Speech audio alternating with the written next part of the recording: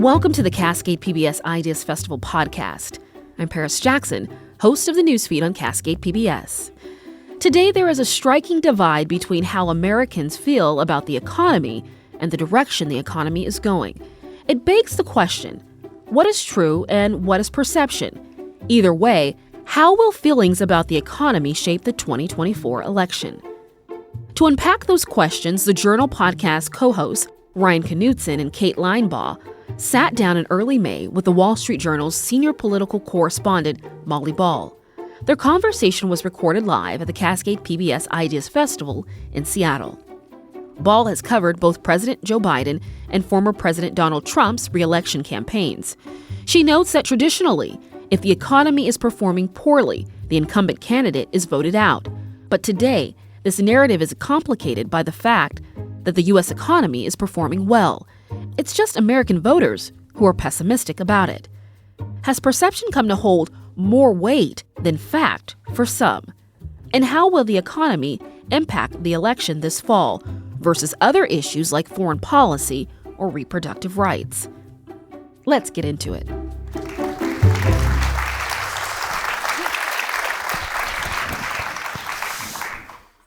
All right, hello everyone. Welcome to the Cascade PBS Ideas Festival. I'm Ryan Knutson, co-host of the Journal podcast. We're a co-production of Spotify and the Wall Street Journal. And today I'm joined by my co-host, Kate Linebaugh, and Wall Street Journal political reporter, Molly Ball, for a discussion about this weird economy that we're living in right now. Is it good? Is it bad? And what might this all mean for the presidential election? That's a lot. Yeah, small ideas here. So now for the first time ever, the two co-hosts of the Journal podcast are on stage together in the same place at the same time. Cue the confetti cannon. Yeah, there was supposed to be an air horn, I thought. All right. Kate, Guess that's not happening. Kate, this is your first time in Seattle. How does it feel to be here? It feels amazing. So happy to be here and so happy to see you all. And as all you loyal listeners of our show will know, I'm from the Pacific Northwest. I grew up down the street in Portland, Oregon. So it's great to be in a town where I can say, go Seahawks, and no one will boo me off the stage. Boo. Although the Knicks are pretty good lately.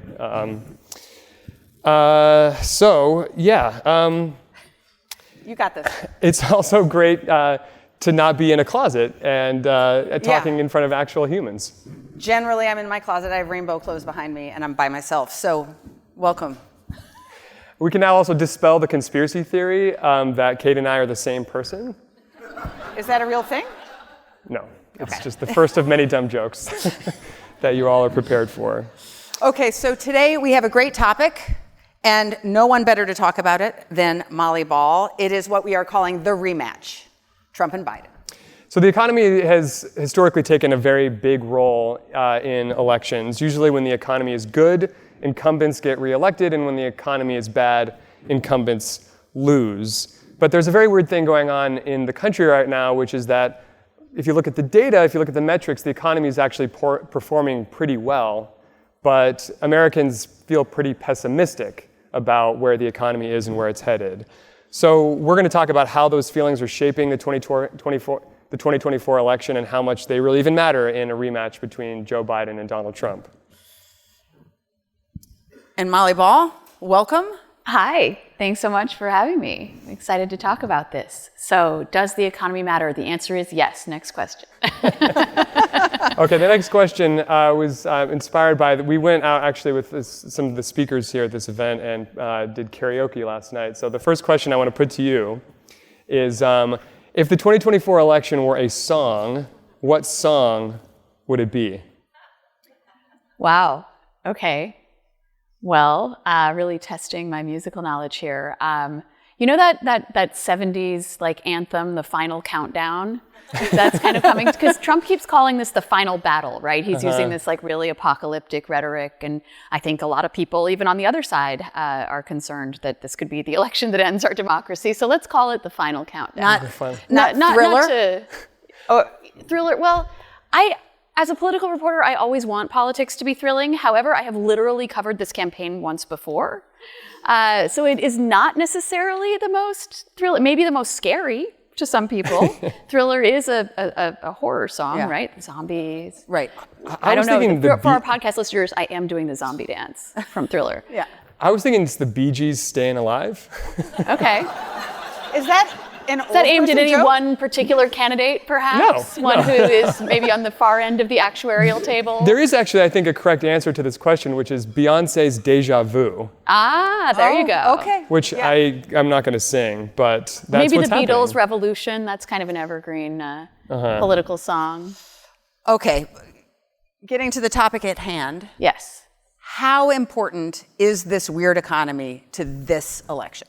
So I think it's very important. In polls, if you ask people what is the most important issue when you think about your vote for president, most of the time people will say something having to do with the economy. Politics is largely, the way that we distribute resources in our society, and people see the election of the president largely in terms of the pocketbook issues, the bread and butter issues that affect their lives. A couple caveats to that.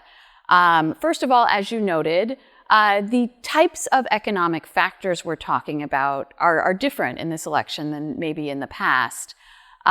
People's perceptions of the economy are extremely negative. At the same time, majorities of people in most polls say that their personal economic situation is good. So this isn't necessarily people feeling like they themselves are struggling, are crunched. Certainly some people are. But it's a much more pervasive sense of like doom and gloom that's sort of atmospheric and goes with the fact that people broadly see the country being on the wrong track. In addition, in a lot of polls for the past several months, the economy hasn't been people's top issue. It's been immigration. And that is an issue that I think strongly favors Trump. It's an issue that he's made much more salient to the national discourse, while of course, at the same time, we do have, these record levels of migration on the southern border that I think have played into people's concerns about that. And then, there are other issues that I think we expect to play an important role in the election. Abortion is an issue that people don't tend to name as their number one issue, but we see it being a very strong motivator for voting and for registration across the board, really, not just among women voters or among young voters, but voters in all kinds of states, including deep red states, have come out to vote in favor of abortion rights. And let's not forget, Roe v. Wade was overturned less than 2 years ago. So this is the first presidential election since Roe v. Wade was overturned. So we'd have no idea how that issue is going to play out in a presidential race. It's never happened before. And so yes, I think the economy obviously is very broadly important in the presidential election, but potentially in some unpredictable ways. So this would be the point in the podcast where like the music would start to swell and you'd be like, I didn't want to keep listening to this. So we should do the show set. All right. So here we go. Welcome to this special live taping of The Journal, our show about money, business, and power. I'm Kate Linebaugh. And I'm Ryan Knutson. Coming up on the show, how our weird economy is going to play into this year's presidential election. Do-do-do-do-do. Boom, boom. We could have done a full karaoke set, right? Yeah. That wasn't It's one of the not too options. late The to Journal add that. theme song was not one of the options at karaoke. It's not, no. There's no lyrics, Gotta work so on that. might help it. Yeah. All right, so on paper, the economy is doing pretty well. Unemployment is low. Wages are rising more than they have been in the past, especially at the low end. Inflation is coming down, but obviously it's not gone away completely. Yet voters say they feel very pessimistic about the economy. So why do you think that there's such a disconnect? Well, I think, Ronald Reagan classically posed to voters this very simple question: are you better off today than you were 4 years ago? Well, 4 years ago today, we were at the height of the sort of early phase of the COVID pandemic. And I think we can't lose sight of what a disruption that was to the economy and to people's lives, and that it continues to have sort of long tail effects. And I think it plays a big role in the way people perceive the economy as well. I often hear, from Democrats or the Biden campaign that, Biden created millions of jobs and Trump provided over a loss of millions of jobs. But I think people broadly attribute that to the pandemic, right? The pandemic wiped out millions of jobs at a rapid clip, and then there were some very unusual, trillions of dollars in government spending that were authorized by both presidents in order to address that, potentially leading to some of the inflation that we've seen. And so I think, in the same way that voters broadly don't seem to blame Trump for that loss of jobs that was attributed to the pandemic, They don't give Biden that much credit for the jobs having bounced back because it's seen as almost like a naturally occurring phenomenon, right? It was sort of like a natural disaster that no human was sort of responsible for. So I think that's one big factor. And then, and the other thing about the sort of COVID hangover is I think it really contributed to people's sense of instability. And I think that's a lot of what's behind these pessimistic perceptions about the economy and about the fate of the country generally, is people just don't feel like they can trust the way things are. There's a feeling like it's hard to budget when prices keep going up in unpredictable ways. And one day it's the price of cars, and the next day it's, you can't get a mortgage under 5%. And groceries. And groceries. And so I think people just feel sort of buffeted by this lack of certainty in their lives, and they'd like to see some feeling of safety that they don't feel they've achieved. One of the things I sort of wonder about, as a millennial, is like, are we judging the economy by the right metrics? Like, there's these historical measures that we always look at for, like, is the economy doing well or doing poorly, unemployment data, things like that. But even if you have a job today, there's a lot of people who feel like so what, I have a job, I can barely survive. There's no hope for me to ever own a home. I can't afford to have kids. It just feels like the economy as it's sort of structured doesn't really work. So even if the data is good, it doesn't necessarily mean that people feel good about how, what it means to be an American living in the US these days.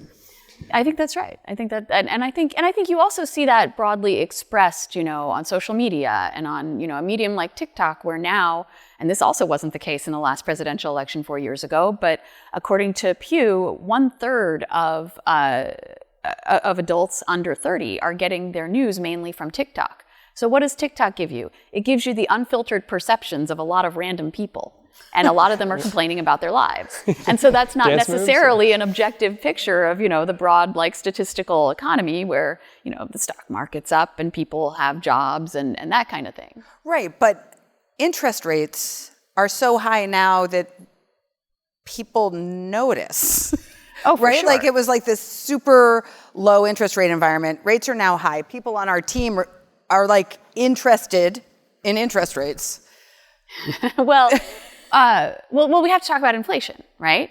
Because I'm old enough to remember the financial crisis in 2008, and that took a very long time for the American economy to recover from. So for a long time, the principal economic problem that we had was a lack of jobs. Unemployment was relatively high, and people didn't have, stable employment.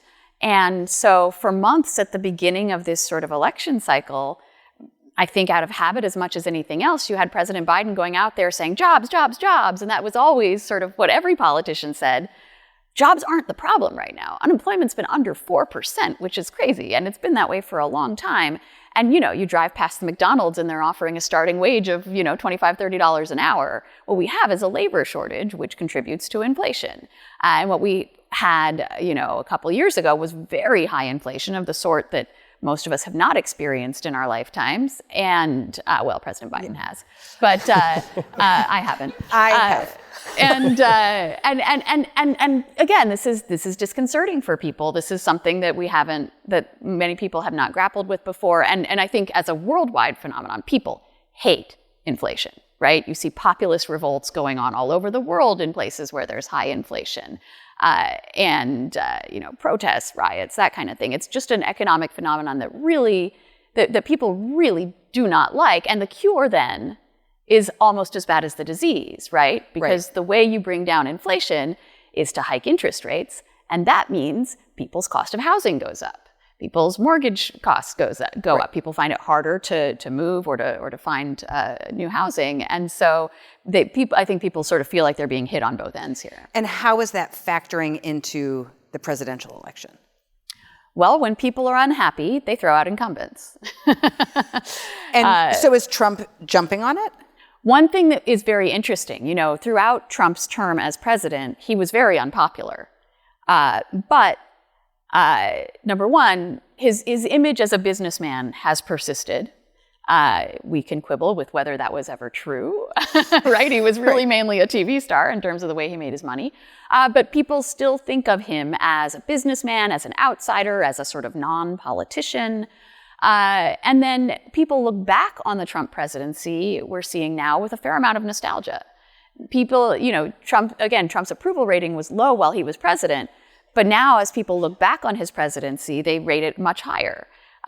You see, ratings of 50% or even higher for how did you like it when Trump was president, which is much higher than his actual approval rating was while he was in office.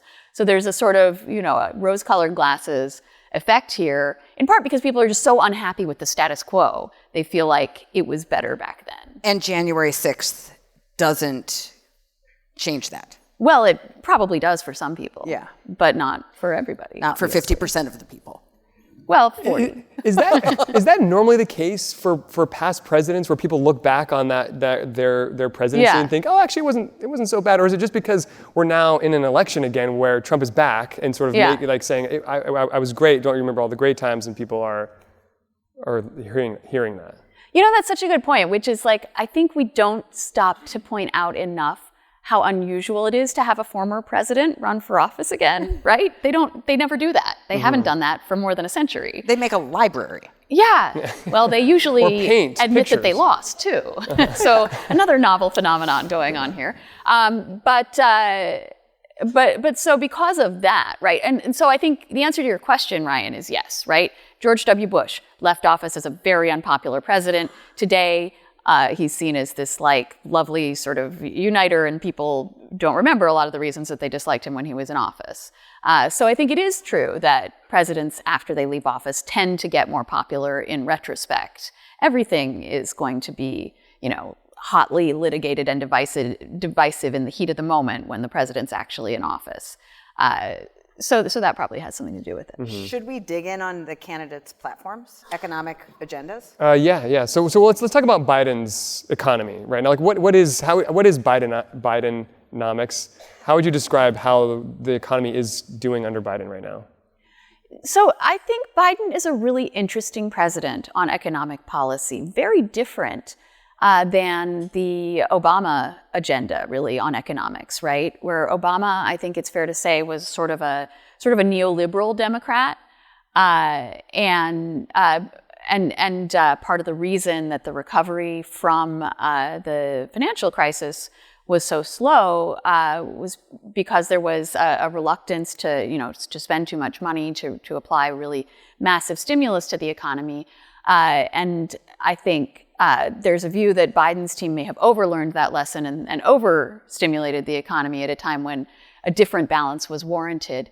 But we've seen, I think, a very sort of activist, sort of left populist agenda from Biden, where he's appointed some very aggressive agency heads like Lena Khan at the FTC, who've really gone after big business.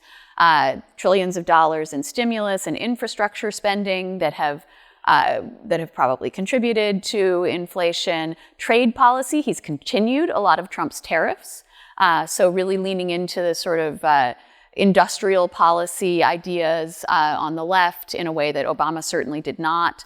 And there's another policy that probably contributes to inflation. For a while, they were trying to make Bidenomics a thing. It actually originated with Republicans making fun of Bidenomics and saying it was terrible. And they were, well, we're going to reclaim it, just like Obamacare. We're going to say it's a good thing. That seemed to fall pretty flat. They've started to move away from that now because people just weren't buying it. How do voters feel about those policies in particular? Well, they don't seem to like them very much. Trump gets better ratings on, which candidate do you think would do a better job managing the economy, usually by, 10, 20 points. It's not close. Well, and also, I think the biggest issue, in the economy right now is inflation, which is something that presidents don't really have that much control over. Yeah, it's a real problem, I think, for any president, and it's why political leaders tend to get punished so harshly for inflation, is that there isn't very much they can do about it. Mm-hmm. Biden did reappoint the Federal Reserve Chair, Jerome Powell, who has been given a lot of credit for helping to steer the economy toward potentially a so-called soft landing. Mm-hmm. This is one of our favorite phrases at the Wall Street Journal, is it not? Yeah. But a lot on our podcast. Which means that, able to bring down inflation without causing a recession, which is very tricky. And if he pulls it off, I think it is a pretty commendable achievement. Mm-hmm. But it's not something that voters are in the mood to give much credit for. And it's not something that Biden would get credit for. or do voters give the president credit for the policy of the Federal Reserve? You know, it's interesting. I think people are just in a bad mood. They really are. They hate everything. Oh yeah, my life's great, but I'm an out-of-touch elite, right? People are in a really bad mood. You know, they feel negatively about the country. They feel negatively about politics and politicians. And I think we've been in this sort of change-oriented, you know, anti-establishment, anti-incumbent mood for a while as a country. But certainly the Trump era and the divisiveness that he introduced in a lot of ways, people feel just really bad about everything. So the candidates are out of touch with the mood because they're both establishment, presidents of incumbent varietals. People don't see Trump as an establishment figure. You can certainly argue that he represents a certain type of establishment, but he's still, I think, broadly seen as an outsider and as an anti-establishment figure. And look at the way he's talking about his many criminal trials, right? It's him against the system. It's him against the deep state. They're going after him because he represents some sort of threat to the political order. And frankly, I think a lot of liberals would agree that he represents some sort of threat to the political order. So he has fashioned himself as an establishment figure, and anger has always been a big part of his brand, right? And I think a big part of why he appeals to a lot of people who feel bad about stuff, because, you know, a lot of candidates go out there and sort of say to the electorate, I see that you are angry and I understand and I sympathize. Trump doesn't do that. He says, I'm angry too. And people believe it because he seems angry. Right. Mm-hmm. So how would you rank for Biden what the top issues are for him? Economy, age, climate change, like what are the things how would you rank them for him in terms of the baggage, I guess you could say, that they carry? The negative issues. Well, I was thinking about like what are the issues he wants to talk about. So I'll start there, right? When you talk to the Biden campaign, to Democrats, they've got a sort of two-word heuristic for how they want to steer the conversation in this election, and it's democracy and Dobbs. They feel like in the midterms, which went better for Democrats than most people were anticipating, that was sort of the key. Democrats have been overperforming in a lot of local special elections since Trump left office. And these are the issues that Democrats would like to focus on and call voters' attention to. Democracy, the threat to democracy that Trump arguably represents, January 6th, all of that. And the Dobbs decision, which has inspired a massive sort of popular revolt against this taking away of people's rights and freedoms, and which we have seen be a political winner. You know, every time abortion has been on the ballot since Roe was overturned, it has won. Even in Montana, in Ohio, in Kentucky. So we see a lot of voters motivated to come to the polls by that issue. And it's potentially going to be on the ballot as a single issue in some very crucial potential swing states, Arizona, Florida, potentially Nevada, and others. So those are the issues that Democrats view as strong for Biden that they would like to keep the focus on. When voters are asked, you know, what are the main sort of negatives against Biden, it is usually his age. And the impression of sort of frailty and lack of command that implies, you know, when pollsters or when I've listened to focus groups and they sort of dig in on, you know, why does it concern you? Why does Biden's age concern you? It's not so much about his numerical age or even the sort of gaffes that we see him commit in public. Because he did gaffes before he was as old as he is now. He did, although they were different gaffes, right? It wasn't like forgetting stuff gaffes. It was like saying weird stuff gaffes. I've covered this guy for a long time, but it's less that, and it's more a sense that voters don't trust that he's in control, that he's in command, that he's a strong leader who is, you know, in charge of things and aware of everything going on around him and can really, you know, be a decisive, strong hand. You know, Trump talks a lot about these sort of arguably authoritarian impulses that he has, right? And the ways he wants to really break a lot of the systems of government and consolidate control in the presidency. When he's asked, well, you know, don't people find this scary? He says, I think people like it because he has cultivated this sort of strongman image. And so I think going back to Biden, it's an image of weakness that people have about him. I think there's concern about the foreign entanglements. They are not our wars, but they are wars that America is involved in Ukraine and in the Middle East. There's a sense that sort of the world's on fire. You know, Trump's out there saying, none of this would have happened if I were still president, which of course we can't know that. But it adds to this perception that, you know, people voted for normalcy and what they got was chaos. Should we talk about Trump? Let's talk about Trump. That's after this quick break.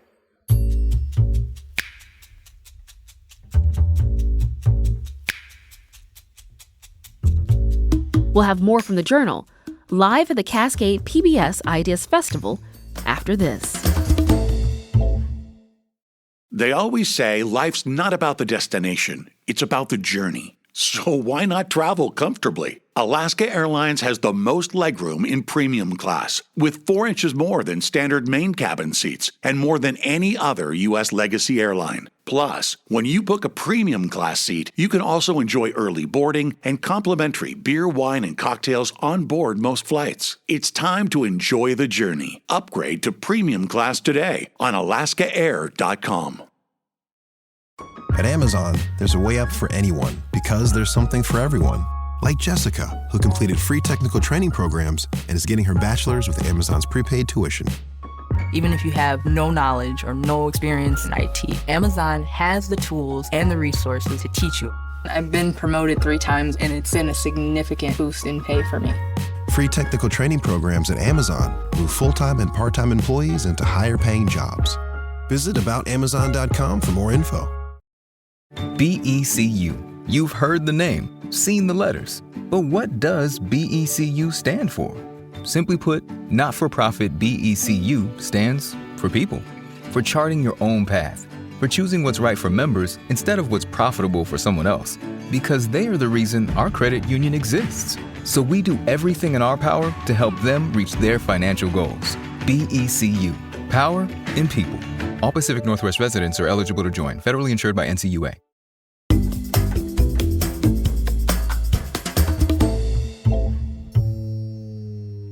That's our break. That's it. We're still going, though. Thanks for bearing with us, everyone. Yeah. Now we're going to talk about Trump. What is there to talk about, really? Right. Well, Wait, it was a different. sorry, who? Such a, yeah. What's his name? So he lives in New York. I think he Florida. was on, he lives in Florida, that's Yes. right. He was on The Apprentice at some point. Maybe you've heard of him. Yeah, doesn't ring a bell. But when Trump was president, the economy was very different. Money was cheap. The stock market is still booming, though. It's booming. It wasn't that different. Yeah. There was a dip. Except for inflation. Yeah. Except for inflation. By the dip. And Inflation rates. was very different. Yeah. Yeah. What is his message? That he's going to bring the economy back to the boom times that he had? That's basically it. And it doesn't get a lot more complicated. And in fact, a lot of the things that Trump is proposing would probably lead to more inflation, right? He's saying he's going to massively increase tariffs, particularly on China. He's talking about doing a lot of other sort of protectionist measures in the economy. Now, he's also talking about a lot of deregulatory initiatives that might have an anti-inflationary effect. But most of it is vibes. Most of it is him saying, when I was president, the economy's good. I'm going to make it great again, to coin a phrase. How central is the economy to his campaign right now? Well, it's interesting because, as you may have noticed, he's kind of easily distracted. And he really loves to talk about immigration. He loves to talk about, his personal grievances. So I remember, when he was president and had just passed this big tax cut that was sort of his major congressional achievement, the Republican Party kept wanting him to go out and sell it. And he would go out to campaign and talk about immigration instead, because he just thinks it's sexier, for lack of a better word. So I see him campaign quite a bit, and he tends to focus much more on, personal grievances, the globalists, the deep state, the enemies. It's a very sort of, oppositional politics that he practices. So it's much more about his enemies and people who have wronged him, and by extension. What are his main criticisms of Biden's economic policies? Well, again, they're not very specific, but the criticism is just basically that Biden has not been a good steward of the economy, and one thing that Trump did a lot when he was president was yell at the Federal Reserve to keep interest rates low, which is a violation of the Fed's traditional independence, and we have done some reporting that he might seek to actually tear down that wall completely. That his advisors are drafting a plan. They are drafting a plan that would eliminate the traditional independence of the Federal Reserve. And so he's always seen it as a political winner to keep rates low, which again would potentially lead to more inflation, but which he thinks would be popular. So neither candidate is focusing on the economy, despite the fact that it's what motivates voters. I think that's fair. I mean, I don't know if I can recall a presidential election where the candidates always talk about the economy and say they're going to make your life better. Right. But are they usually going out there with a white paper about here's, what I'm going to propose and here's how I'm going to do it? And, the president has a limited capacity to actually control the economy. He can propose an agenda, propose a budget to Congress, but really has not a lot of direct control over the way the economy goes. I want to talk a bit more about this draft proposal from Trump's advisors about trying to breaking down some of the independence of the Federal Reserve. In that proposal, which the Trump campaign says is unofficial, only if it comes out of the president's mouth, I think is what they said, then is it an official policy. But in the proposal, they talk about how giving the president a relationship with the Federal Reserve president, to which the president of the Federal Reserve, the chair, in this case Jerome Powell, would be, go to the president regularly, consult about interest rates, what do you think we should do, and have the president have a voice there. How big of a departure would that be from the historical relationship between the Fed chairman and the president? It's a big departure. It has not been the way that we've done business, at least for several generations. Although I think there may be some historical precedents. It hasn't always been the way it is now. But look, I mean, this is part of, I think, a larger set of issues around, number one, the way that Trump is sort of overtly promising to change the institutions of government, right, in ways that alarm a lot of scholars of democracy and authoritarianism, right? We certainly know that he's not interested in having a Justice Department that's independent of the president, which is another traditional. He's not interested in having an apolitical civil service, right? He wants to make many more civil servants not supposedly neutral bureaucrats, but political tools of the president. So a lot of these sort of norm violating initiatives that he's proposing would really change the way we've traditionally thought of the U.S. government functioning. And then the other thing I will say about that is the fact that we're even getting these proposals and that they're coming out of this sort of group of sort of unofficial advisors that are orbiting the president, and you have these think tanks making lists of who would be the deputy undersecretary assistant in whatever department. This is Trump did not think he was going to win the 2016 election, and the transition was very messy and bumpy. And so when he came in, he was surrounded by a bunch of sort of random people who were kind of making it up as they went along.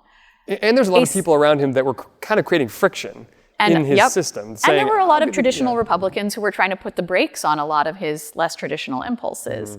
In a second Trump term, he would be much less restrained by those sorts of people because he's done much more to ensure the loyalty of the people around him, and much more deliberate and focused on actually carrying out this very broad agenda that he wants to implement. So do you have a sense then of what would be the first things that he might do then if he wins the presidency? What would be on the economic side, or any side really? What do you think would be the first things that he might do if he were to win? I think it would be immigration. And I think when he made that comment about, I'd be a dictator, but only for a day, what he says he was referring to was he would reinstate a lot of the executive orders, particularly on the border, that Biden unwound literally on his first day, right? Biden came in and canceled a bunch of the Trump executive orders and issued a bunch of his own. This has now become sort of a tradition that presidents do, in part because, and this is me putting on my Congress nerd hat, because too much power has been consolidated in the executive because we have a dysfunctional Congress that can't make the laws themselves. But going back to Trump, I think he would, he says he would shut the border and start rounding people up to deport. And what we've seen is those policies are broadly popular. Now, I don't know if they would be popular when they were actually carried out, when you actually have, the National Guard fanning out into communities to yank people out of their homes who have been in this country for decades. But people are very unhappy with the situation on the border, to the point where, in a recent poll, the idea of, massive deportations of people who came to this country illegally gets the support of not only a majority of all voters, but 40% of Democrats. So, and when we ask in our Wall Street Journal poll about Biden's border policies, the White House did participate in these bipartisan negotiations that led to the drafting of a Senate bill that would have taken some quite strict actions on the border and on asylum policy. And then Trump sort of intervened to block it, and it didn't go anywhere. And so the new political line from the White House has been, see, we tried to solve the border, and those nasty Republicans wouldn't let us. People are not buying that. They'd like to see the president actually do something. They'd like to see him take matters into his own hands and, issue some kind of executive order, make it an emergency, respond to it with sort of the alacrity that people perceive it to be in. Could I turn to abortion? How is Trump handling abortion as an issue in this election? So this is a fascinating issue for Trump because he clearly sees that it's a political loser for him and his party. And I think, people broadly don't see him as personally pro-life, right? Even though he is the reason that Roe v. Wade was overturned, he appointed the Supreme Court justices who got it done, and did a lot of other anti-abortion policies when he was in office. But people correctly perceive that it's not because he personally is passionately religious and opposed to abortion. And so he's been able to he's trying, we'll see if it's successful, but he is trying to triangulate on this issue. We saw him, badmouth measures like the 6-week abortion ban in Florida, calling that too extreme, saying it went too far. When the Civil War era law in Arizona was put back on the books by the state Supreme Court there, he said that went too far, and we've now seen the Republican-controlled Arizona legislature actually overturn that old law and return to a 15-week ban. So he is trying to convince voters that he would not take any action at the national level to restrict abortion, that he would leave it to the states. And the case we're going to hear Democrats making is, number one, don't believe him, right? There's still things that the president can do. There are a lot of executive powers that potentially affect access to abortion and reproductive rights. But number two, that leaving it to the states means you get situations like Arizona, right, or Florida, or the fact abortion is now absolutely illegal in almost all of the American South and a lot of red states, and so I think it's a question of can Democrats make that issue salient to voters and convince voters that that is what's on the ballot when there are so many other things that go into a presidential vote. And the other thing about the presidential election is it only happens in some states. Or it only matters in some. It happens everywhere, but it only matters in a handful of swing states. What are those states this year, and how close are they? So it's a very interesting map. It looks a lot like the map from 4 years ago. So I think the same sort of 7 swing states that we were talking about in 2020, the trio of Rust Belt states, Wisconsin, Michigan, Pennsylvania, are going to be in play. Georgia, potentially North Carolina. I think some Democrats actually think they have a better shot in North Carolina this year than in Georgia. Both of those states have been very, very close. In fact, North Carolina was Biden's closest loss in 2020. He lost it by a little over 1%. And Georgia, of course, was very, very close, and also had 2 Senate races on the ballot in 2020, which is not going to be the case this year. And then Arizona, Nevada, I'm not sure. What am I missing? Well, that's 7. Yeah, I think that's it. So that's basically So is it. that where you're going to go? Pretty much. I mean, I'd love it if you guys became a swing state so I could come visit you more often. I'm from Idaho and I never get to go there because it's not going to be in play in any election in my lifetime, sadly. But yeah, I mean, that's the basic sort of presidential campaign trail. That's where we're going to see the candidates focusing most of their energies. And, you know, the Democrats would like to put Florida in play. We've seen the vice president and the president make a lot of trips to Florida to talk about abortion access. It's a tough state for Democrats. It's gotten redder and redder since Obama won it back in 2012. And for many Democrats, it's also a very expensive state to do political advertising, to run a campaign in. So we'll see if they actually make a big investment there. And then you have New York, you have Donald Trump every time he comes out of his criminal trial saying, we're going to put New York on the map. We're going to put New York in play. And, you know, visiting construction sites and bodegas and saying, look, they love me. I'm going to win New York State. He's not going to win New York. And yet when they asked the pool of however many 100 jurors or whatever, if they felt like they could be impartial in his trial, half the hands went up to say that they could not. So good luck with that one. I mean, it's a jury of his peers, right? And the jury of Trump's peers in New York, they're all Manhattan liberals, just like he used to be. Mm-hmm. I want to ask one more question about the economy. One of the big features of Trump's presidency in 2016 was tariffs on China and importing or putting taxes on imports, which obviously has a big inflationary effect. If you make imports more expensive or you make them impossible to ship, they can create supply chain issues.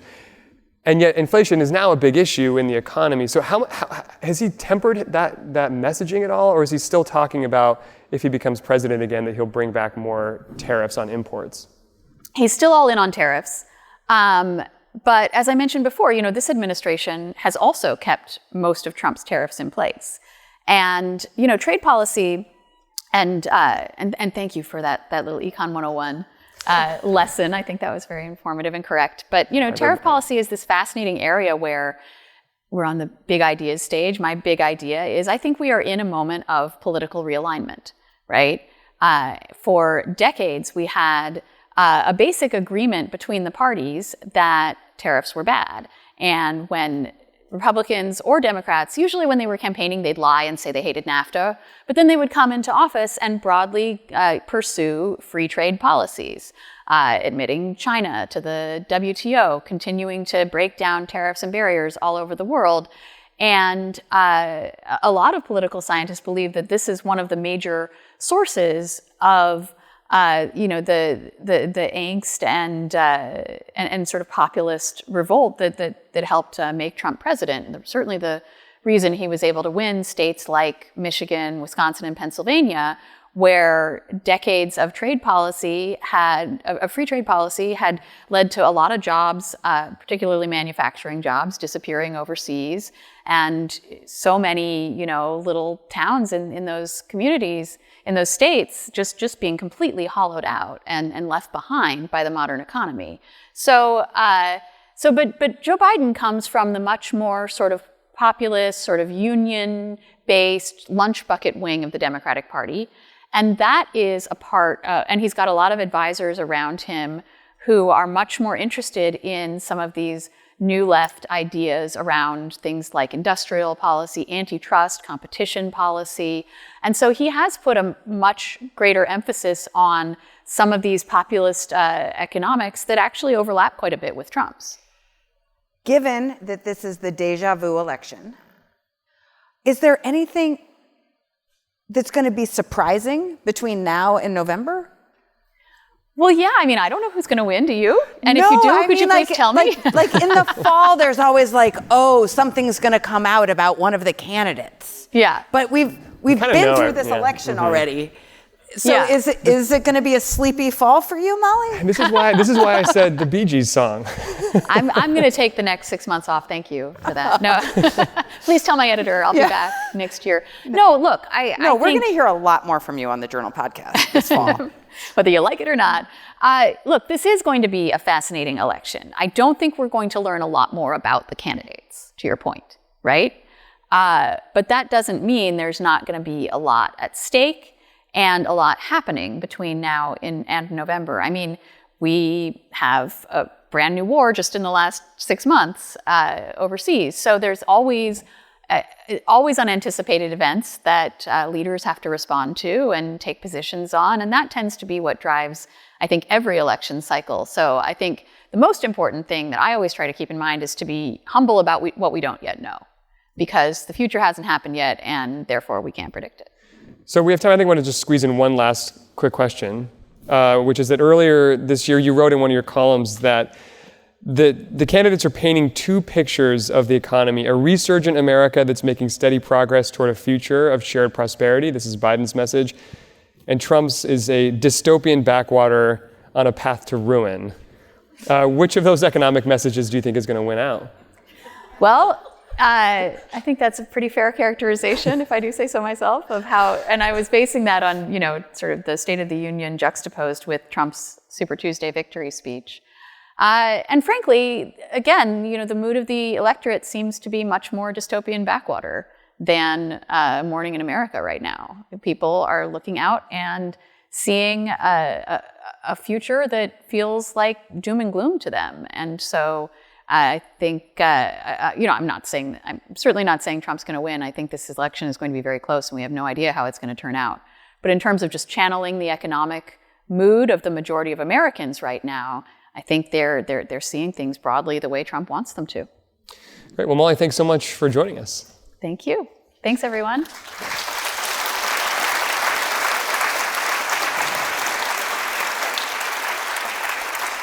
That's all for today. The Journal is a co-production of Spotify and the Wall Street Journal. Thanks for listening. Thanks to our great audience here in Seattle at the Cascade PBS Ideas Festival.